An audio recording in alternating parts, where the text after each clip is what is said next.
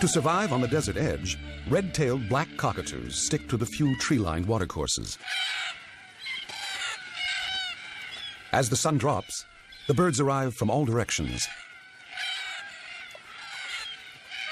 With breeding hollows scarce, most of these cockies are single. The local watering hole is their pickup joint, and the evening quickly turns into a boisterous party. Younger birds flirt by displaying the color banding on their tails and raising their crests. These fancy pop-up crests are what distinguish cockatoos from the other parrots.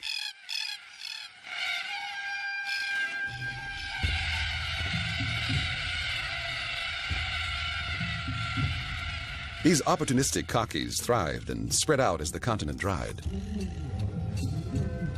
During the last ice age, winds lashed the land and heaped sand into vast dunes.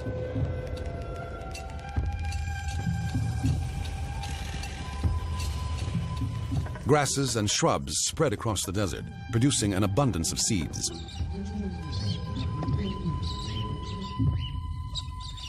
The galahs were quick to take advantage of the new foods.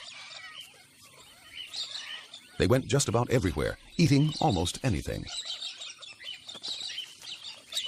Today, there's barely a patch of Australia without these extroverted cockies. But the opportunistic galahs were not the only ones to try new foods. The less common Major Mitchell cockatoos have recently acquired a taste for paddy melons.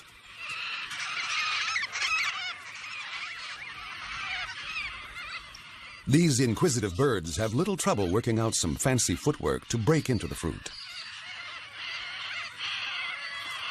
Their new cuisine arrived as part of an exotic smorgasbord. 150 years ago, cattlemen pushed their way to the desert center. And wherever they went, they brought a whole range of new opportunities for parrots to exploit.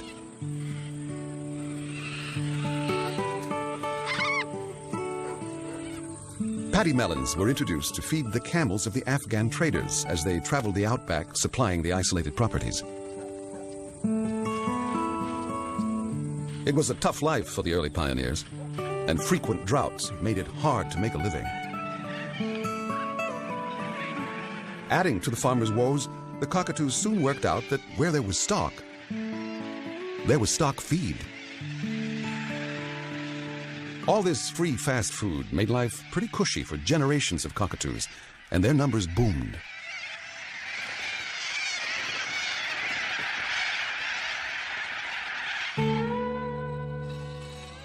And the good times kept on rolling for the cockatoos and parrots when the settlers found underground water and pumped it to the surface.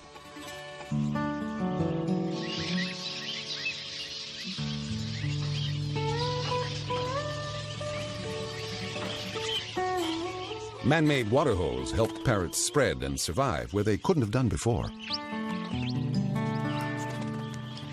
Ringneck parrots, budgerigars, pale-headed rosellas all come in to drink in family groups.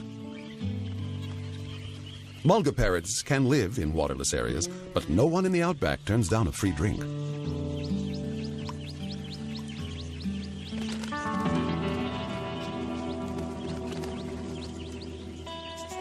Rain rarely falls in the Australian deserts.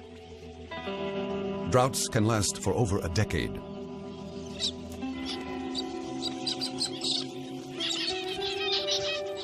Water holes turn to mud.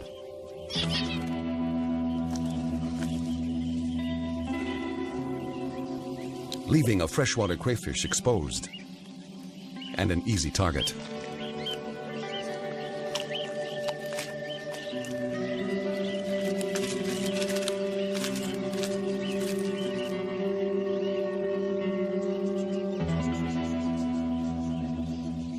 Wildlife has adapted to survive the times when the rivers vanish into puddles and the dams are turned to cracked and useless crusts.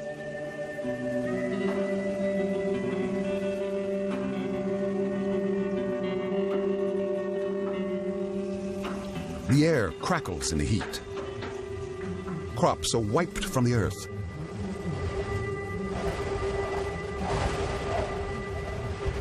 and the parched interior waits for rains that never seem to come.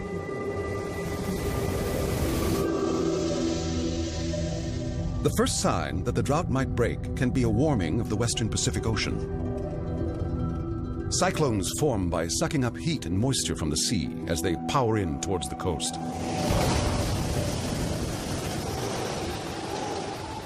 Winds of up to 150 miles an hour shred the shoreline.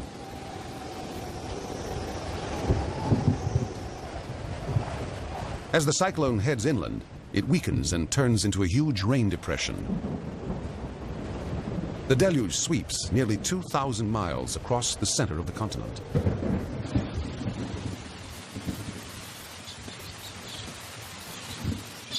And cockatiels celebrate with a rain dance.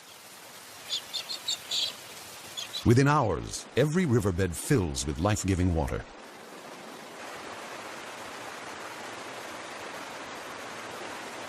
The torrent charges through the narrow gorges of the ranges, eroding the land.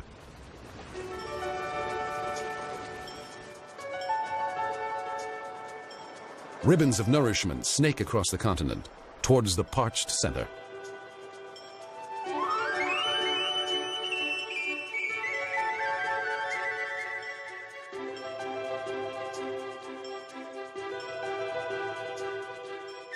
In the Channel Country, the creeks fan out across previously barren floodplains.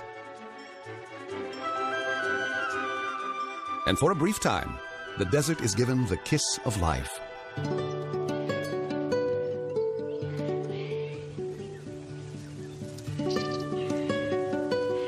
In a flash, desert plants produce vast quantities of seed.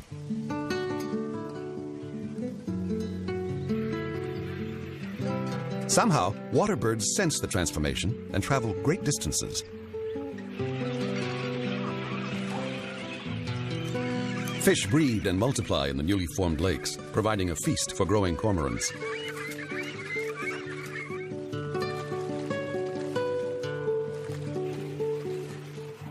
Australian cranes arrive in search of the roots of sedges.